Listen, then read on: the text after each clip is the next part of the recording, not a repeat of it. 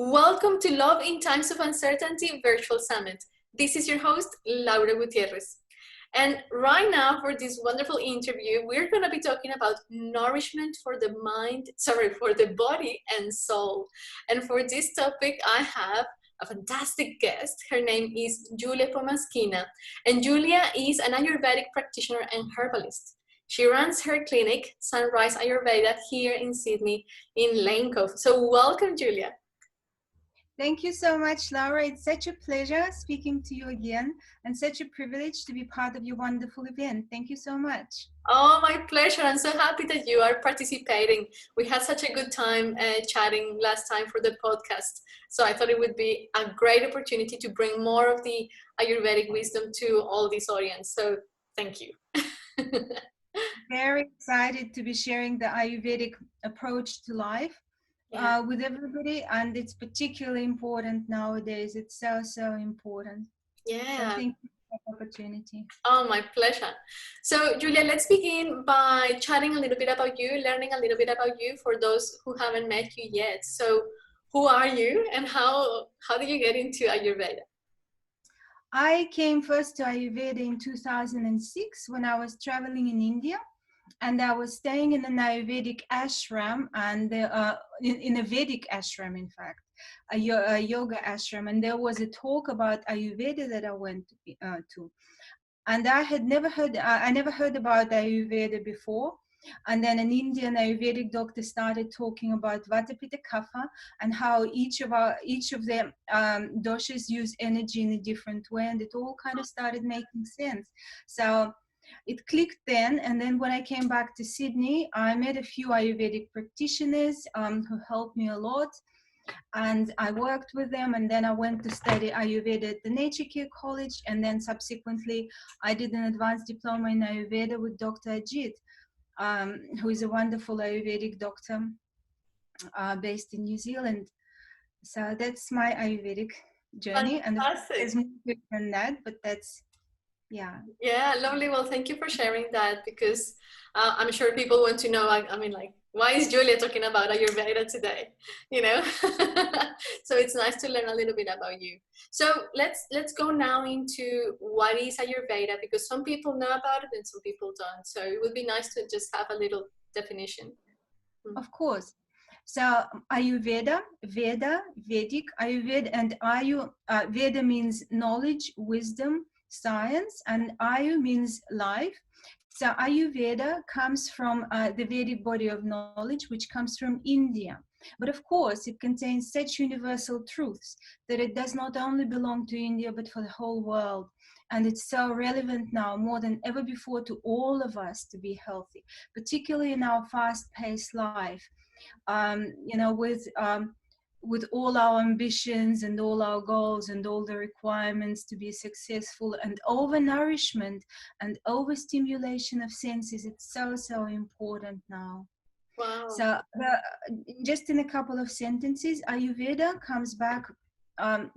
Ayurveda originally was passed on from the ancient Vedic scholars and doctors to their disciples in the form of shlokas or verses, and then subsequently it was written down, and now we have the most known Ayurvedic texts: Charaka Sushruta, Ashtanga Hridaya, Charaka Samhita, Ashtanga Hridaya, and Ayurveda also used to have a lot of branches as well.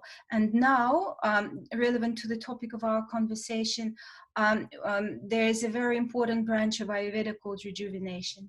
Ooh, and we're going to be talking a little bit about that. About that, yes. Fantastic. So you had mentioned in our former conversation 3 different concepts that are very important to the Ayurvedic, let's say, knowledge of like wisdom or view. So what are those concepts and why are they important? Well, before we start talking about rejuvenation or nourishment of the body, the mind, the soul, it's very important to understand 3 concepts in Ayurveda. Mm-hmm. And the first concept is prana, right? So a lot of people must have heard about prana, and prana actually is the vital force. It's the life force And the more prana we have, the more vital we are. And if we feel fatigue, if we're down, lethargic, we're lacking prana. So the easiest way to explain prana is if you think of an apple or a little baby. They're nice, plump, and juicy, and smiley. They're full of prana. That's why everybody wants to hug the babies and be with the babies, right? Uh-huh. And then as for the apple, or for the baby, many decades. For the apple, a few months pass by and the apple shrivels, it loses prana. And then once we age, our bodies shrivel, we lose prana. So prana is a very important concept in terms of self-nourishment. Okay.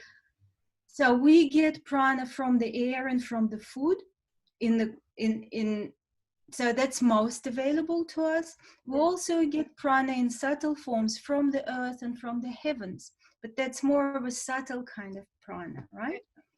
And the signs that we are lacking prana are tiredness, lethargy. So if you find it difficult to get up in the morning, if you have a mid-afternoon energy slump, you're lacking prana. That's losing prana.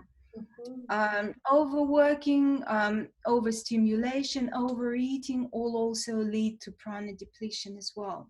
The second important concept is that clear? Yeah, and it's so good the way you described it with the apple. It's like, oh my goodness, yes, of course, it loses that life energy.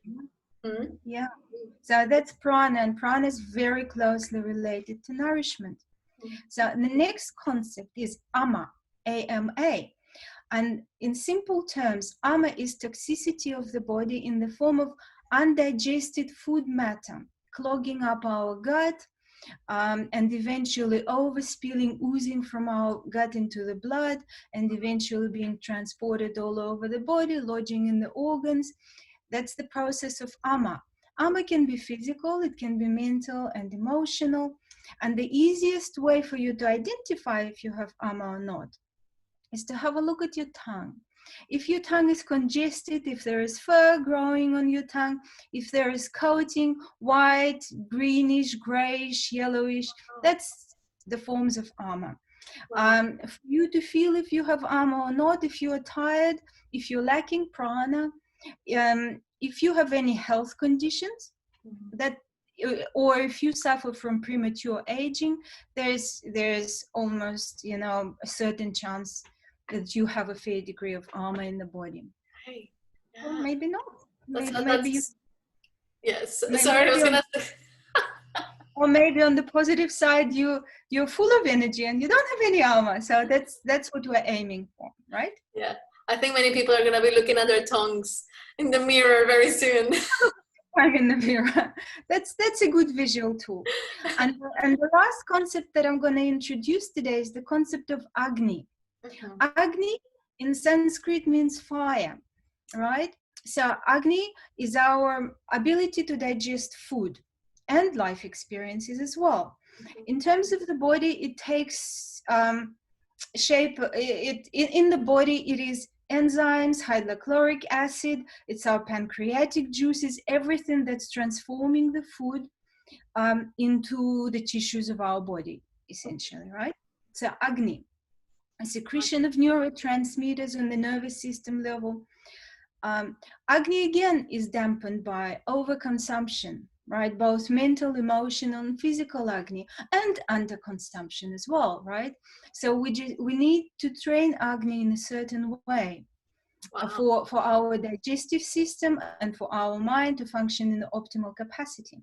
Yeah, that's very important. So in Ayurveda, we want to look after our prana, we want to look after our Agni, and we don't want too much ama. And that's important. And that's important when we talk about nourishment. That's important when we talk about nourishing our body. Well, thank you for sharing those three concepts. I wasn't aware of them. I mean, I was aware of Agni because we had chatted about that in the interview that we had for the podcast. But it makes it very clear as to what are the things that we need to pay attention to when it comes to feeling energized and being able to be, alive. That's a very good observation, Laura, because if you think about it, if you think about nourishment, right? If you take, say you're cooking the food, right? If you take an old pan that's not washed and it's dirty, and you put fresh food into it and you want to nourish it, you put all the best organic food, is it going to be a good meal? No, because it's going to be mixed with God knows what. Maybe you haven't washed that pan for a week and there's mold growing in it. Oh my God. But that's what happens in our bodies. Well, So when we talk about nourishment, it's important to understand that when you have too much of undigested stuff in the body, we need to digest it first. We need to digest the ama with the right diet, with the right herbs, and maybe see an Ayurvedic practitioner as well, or whatever route you choose to take before you start putting the nourishing substances in. So that's a very important concept in Ayurveda, both for the body, but also for the mind and for the soul, right? So don't consume too much. Take time to digest. Don't undernourish, but don't overnourish as well. Don't eat too much. Don't eat before the previous meal has been digested. Wow. Don't buy the 50th book before you read the previous one. Oh my goodness. I think that's, we do that that's a very important concept. Yeah. Lovely. Well, now that you have explained that, then why did we go into what is the Ayurvedic view of nourishment? So the Ayurvedic view of nourishment, or what Ayurveda calls rejuvenation or Rasayana, is very interesting. In fact, it's a standalone branch of Ayurveda on its own that looks at what foods to eat, for example, and what daily actions to perform and what herbal medicines to take to specifically nourish the body tissues, to specifically increase vitality, energy, enthusiasm, prolong life, anti-aging. So that's a specific branch. As we said before, it's important, never ever rejuvenation or rasayana is attempted on a person full of toxicity or ama, right? Like putting organic food into a pan where mold grows, kind of. That sounds terrible. That's exaggerating, but I'm using visual concepts, right? It's good. The next important thing to understand is the concept of Ayurvedic daily regimes, and I want to talk about it with regards to the nourishment. They're very, very closely connected. Yeah. Perfect. Now I want to talk about the concept of Dinacharya. Dina, daily, Charya, actions, regimes, routines. This is the key concept of Ayurveda, right? And that key concept teaches us that we humans, and our physical selves at least, are part of this world, a part of nature. We are part of nature. We are made up of the elements the earth is made up of, right? So it's very important to align yourself with the rhythms of the nature, with the planetary rhythms, right? With the planetary rhythms of our solar system, the sun, the moon, and all other planets. That's paramount importance. If that doesn't happen, no health is possible. So how does Ayurveda, there's also another concept in Ayurveda, interestingly, and that runs in parallel with the modern energetic health and energy healing teachings.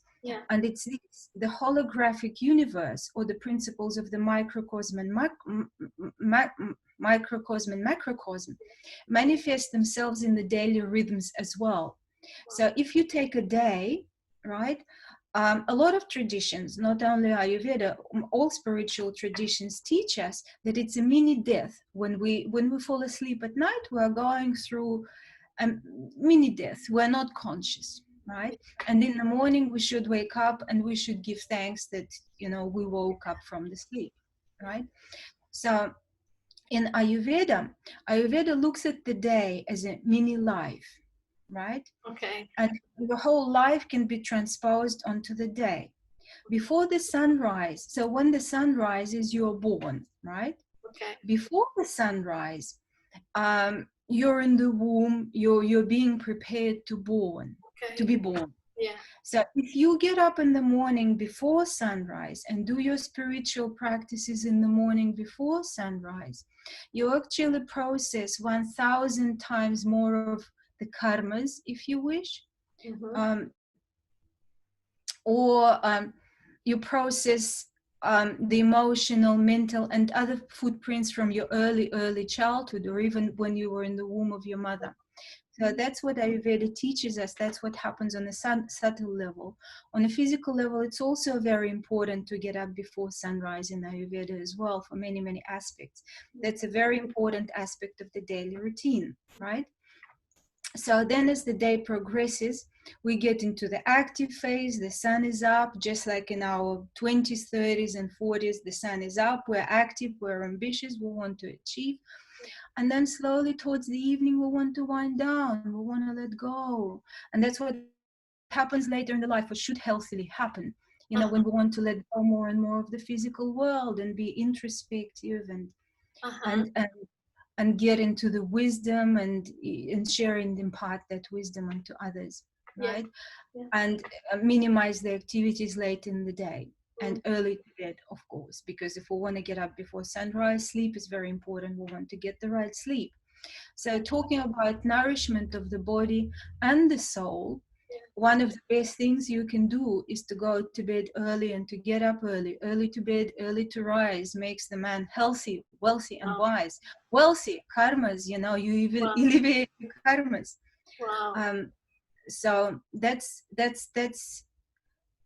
a very good practice to do. Yeah. Yeah, fantastic. Thank you. I think this one is a bit tricky nowadays because people are going to bed later and later and waking up, let's say, to go to work and just rush it. And everything is Yeah. just like, it kind of like you're not even starting your day well. Yeah. Mm. Yeah. Well, be the change you want to see in the world, right? Yeah. So if we are all complaining that things are too busy, that people are too overwhelmed, women are too overwhelmed, women's hormones are all over the place, Yeah. then be the change you want to see in the world. And there will be a tipping point when there are enough people doing that becomes the norm, right? How beautiful. Mm. Self-nourishment, that's what it starts with. It doesn't start from eating 1 kilogram of goji berries. You know? Oh, yeah, or by drinking only green juice. Yeah. Mm. Glad to see you laughing, Laura. Um, so that's one of the principles of daily routines that's very closely related to Rasayana or rejuvenation. Mhm. The next principle is our eating habits. Yeah. Mm. So again, our digestion is based on our Agni, which is fire. The fire is very closely related to the energy of the sun. Mm. So saying that, um, um, the largest quantity of food should be your lunch, because that's when the power of digestion is up. That's when your Agni is up. And the smallest quantity of food should be your dinner, because that's when the sun energy goes down, the moon comes up, right? Yeah. Um, so if you swap these around, and breakfast should be medium, it shouldn't. By the way, in terms of skipping meals, right? Ayurveda doesn't favor fasting. Ayurveda doesn't favor any dramatic jolting measures, at Okay. all. Yeah. So if you're of kapha constitution, yes, maybe you can skip a meal here and there. If Mm. you're a vata constitution, it is not recommended at all, right? Mm. Yeah. So there's no one approach that fits everybody. But this approach in terms of quantities of food and when to eat um, applies to every single constitution. Okay. Too often in my clinical Ayurvedic practice, in my consultations, I see patients, when I ask them the question, when do you eat? When? Or when do you go to bed? And the answer is, oh, it depends. It varies every day. Mm. Right? Yeah. Too often. Everybody. Oh, it depends. Yesterday I had lunch at 12, a day before at 4 in the afternoon, and a day before whenever, and then I went to bed at 12 or 1, and then the next day it's something else, right? Yeah, So yeah.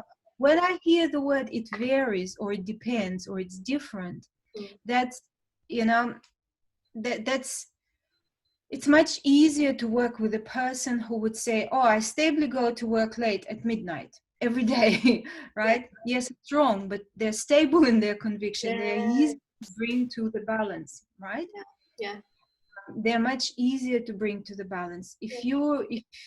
If you are varied or all over the place, try to do the same things every day. Okay, Slowly, build that habit over time. okay, Same time to bed, same time for breakfast, lunch, and dinner okay, every day. And that's very, very important. And if you talk about self-nourishment and self-love doesn't hinge on eating 2 kilograms of ice cream. Self-love hinges on self-discipline, yeah, right? okay, Without being too harsh on yourself, without criticizing or judging yourself, but gradually coaching yourself into into good, healthy, sustainable for your health daily routines, right? Same time to bed each day, same time breakfast, lunch, and dinner. yeah, So that's the best that you could really do for your health. So in terms of meals, medium breakfast, but yeah, for people of Vata and Pitta constitution, a breakfast is a must. mm-hmm. Kapha, it's a good habit to have it, but it depends on what stage they're at. Um, Large lunch. If you have a large dinner, that means you're not eating enough for lunch. You're eating lunch on the go, something quick, and then you're feeling Yes, your tummy in the evening, and then you're going to bed 1.5, 2 hours after that. You stand no chance of digesting that food properly. And over 10, 15 years, that all accumulates and weakens the channels. Yeah. wow, that is so interesting because like in Colombia where I come from, that's the way, or at least in my home, that's the way we always ate. We had a good breakfast, a big lunch, and dinner was small. And then when I moved to Australia, and my husband is from Ireland, and so our customs are different. I got used to the other way, right? Small lunch, big dinner. And at the beginning, it was hard for me to adjust to that. And now I'm thinking, oh wow, I'm gonna have to go back to my other ways of eating. not Interesting. not not not back straight away tomorrow, because that's stressful for the body as well, but Okay. Yeah. build it over the next few weeks. Slowly increase the quantity of your lunch and decrease the quantity of dinner. And it's challenging to a lot of people because dinner is a social time when the family gets together, Of course. right? Yeah. But That's the thing. still, you can get together over a soup, Yes. or a warming cup of herbal tea, but um, cheating the laws of nature is still cheating the laws of nature, right? Yes. Yes. Whether it's a local custom or not. Yeah. Yeah. Yeah. Okay. Lovely. And so, what else are you sharing with us today? We're kind of like running out of time already. I cannot believe it. But Okay, I'll share a couple more things with you that yeah, you that would can be do as part of your personal Rasayana or nourishment practice. perfect. And um, so one thing is Ayurveda really places a great emphasis on oils, on consuming the right oils, Mm-hmm. and on applying oils externally as well.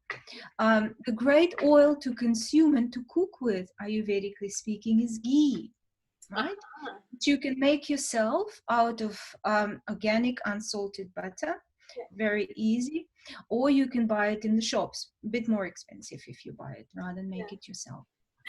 Yeah. So And you one to three, teach, right, Julia? You teach how to make ghee. I do teach how to make ghee. Yes, that's right. Fantastic. Great. So 1 to 3 teaspoons of ghee a day, depending on the constitution, is a good thing to have, right? Great. And it's not a good thing to consume cottonseed oils or other oils that a lot of restaurants or all restaurants and takeaway is used, for Okay. example. Yeah. Yeah. That's internal oleation. And external oleation, self-massage. with either black sesame oil for all constitutions and all seasons, or coconut oil for pitta guys, particularly in summer, not in winter, Okay. or Ayurvedic oil such as Mahanarayani oil or Danvantram oil, great oils nourishing for the nervous system, pacifying the psyche, the body, increasing the transmission of neurotransmitters in the body.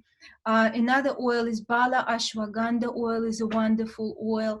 These oils are very safe. Bala Ashwagandha oil is also recommended for baby massage as well. And Bala Ashwagandha oil is wonderful for people who suffer from fatigue, who need to increase their stamina, need to improve their adrenal system. And all these oils have a lot of herbs in them, yeah, active herbal compounds. Or for people with kapha constitution, for So I have a example. question. Yes, go ahead. I have a question about the massage. Like, would people just apply the massage everywhere in the body and leave it for a while, or how does that work?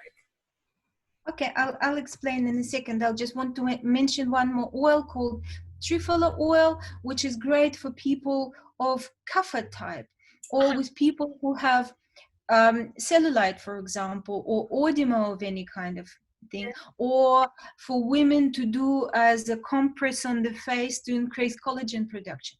Oh, Right? That's beautiful. How do you spell, how do you spell that one? Triphala oil. Triphala.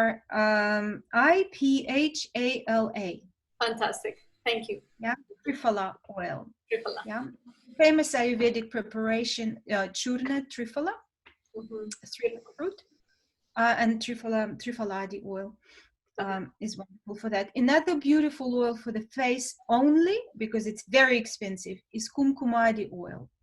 It's based on saffron, a substance of saffron. It's usually sold in very small bottles. So again, you can apply it to the face as a rejuvenative. Oh, and nice. I do. That's why you look so beautiful. I don't know if I'm a good advert, but I use kumkumadi oil a lot. You do. You look gorgeous. I would say any woman, it's wonderful. It's rejuvenative. Any woman over 35, 40, it's a must. Okay. How do you do self-massage? You warm up the oils. You never warm them in the plastic bottles. You transpose them onto glass bottles. You never ever warm up the plastic. Then you warm it by placing it into a jar with hot water. You apply it all over your body, generally speaking, for everybody, generally speaking, to the direction of your heart, right? Up the legs, from the arms to the direction of the heart. Do your back as best as you can. If you have a partner who can support you in self-nourishment, he can do your back and shoulders. You can apply most oils on the head safely as well. No, but there are a range of oils recommended best for the head massage, but you can generally apply most of them on the head as well, or not. It's best to apply the oils before a bath or a shower. And then have a bath or a shower, and then off you go. It's best to do it in the morning, but you can do it in the evening as well. Best to do it every day, but you can do it 2-3 days a week as well, right? Like you can drive a Lexus and you can drive a Mazda. Yes, thank you for that other visual. That's a very self-nourishing practice. And in fact, I totally convinced, and I see it all over again in people who start practicing it, the quality of the body tissues improves dramatically. So by this practice alone, this is rejuvenative and detoxifying on many levels. It's physical as well as subtle. So just by practicing that, you will increase your quality of life, and you will improve your longevity for many years. I have no question and no doubt about that. Amazing. Thank you for sharing that, Julia. That sounds like so nourishing. Ooh. It's a wonderful practice. It's nourishing both for women and men. Generally speaking, Western men are not that used to self-nourishment. Yeah. Yeah, but this is a wonderful practice for every single person. And there are right oils for different constitutions. There are oils with stimulating herbal compounds for people with overweight or edema and stuff like that. There are oils that nourishing for the nervous system. They're wonderful, beautiful oils. So I would highly recommend this practice as your personal rejuvenative or Rasayana practice. Yeah, that sounds amazing. Lovely, Julia. And is there one last thing that you would like to share with us? We have 2 more minutes. Lastly, what I would like to share, yeah, what I would lastly like to share is a couple of Ayurvedic herbs, yeah, which Yeah. have a beautiful rejuvenative, nourishing impact on the body and mind. The most well-known, I think, Ayurvedic herb is ashwagandha in that respect.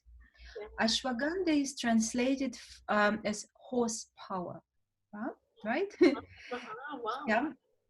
So it's very unctuous, nourishing herb. You can take ashwagandha a quarter of a teaspoon twice a day. It's great, particularly with people with compromised vitality, thyroid conditions, chronic fatigue. It's great for sexual virility, for example. It's indirectly great for fertility and conception. It's a beautiful unctuous herb, very nourishing for the body and mind. Ashwagandha, horsepower. Another beautiful Ayurvedic herb is Brahmi, right? Mhm.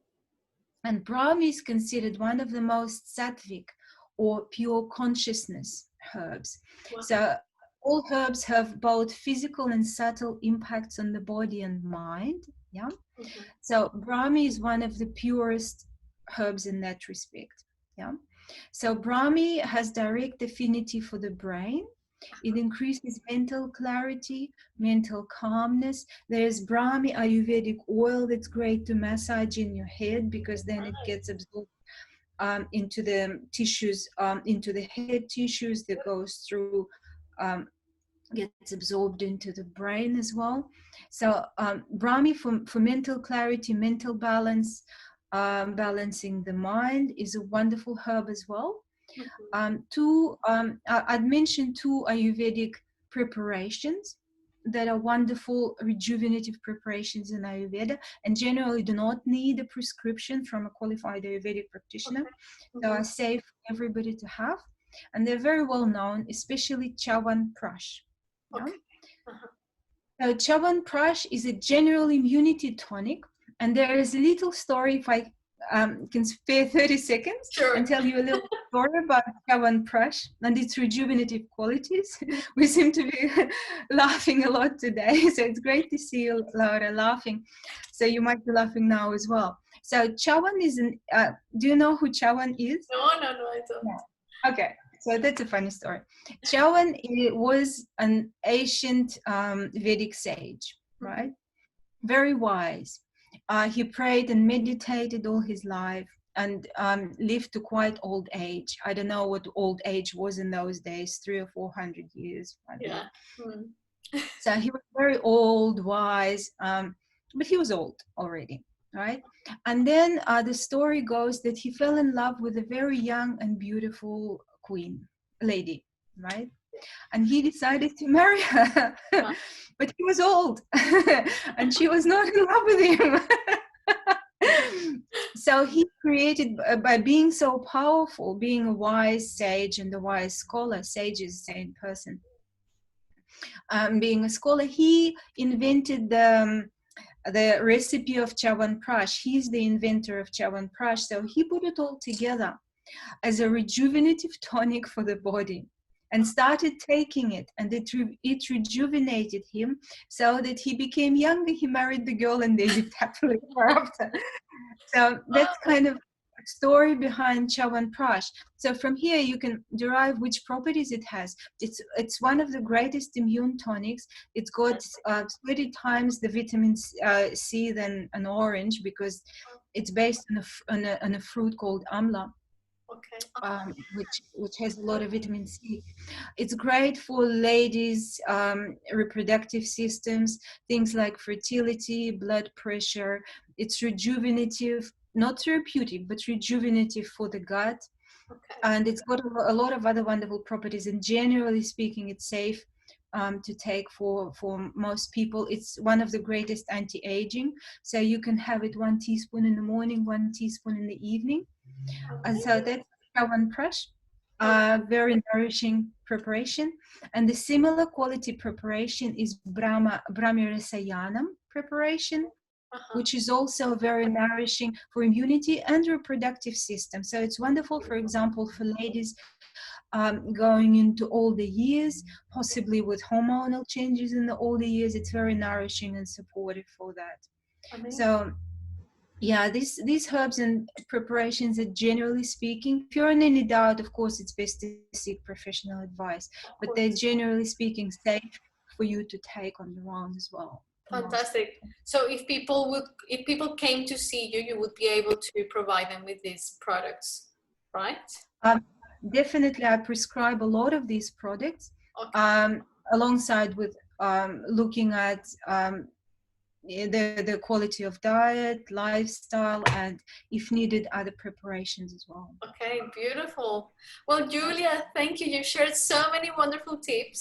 And I'm sure that everyone who has watched this interview or listened to the interview is going to be able to take some nuggets here and there. And so before we go, could you please share with us your website or Facebook page where people can find you?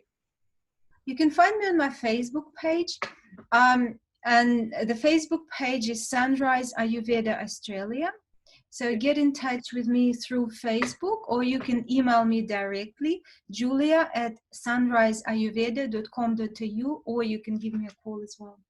Fantastic, beautiful. Well, and Julia also obviously gave us something to put in the virtual goodie bag, so you will be receiving that as well. So beautiful. Well, Julia, thank you so much. Thank you for your time. Thank you for your wisdom and for everything you share. Really appreciate it. And I want to thank all the audience as well. Thank you for joining us here today and for, paying attention and learning and being open to new ideas, new concepts. So thanks again, everyone. I'll see you next time. Thank you. Thank you, Laura. Pleasure. Bye.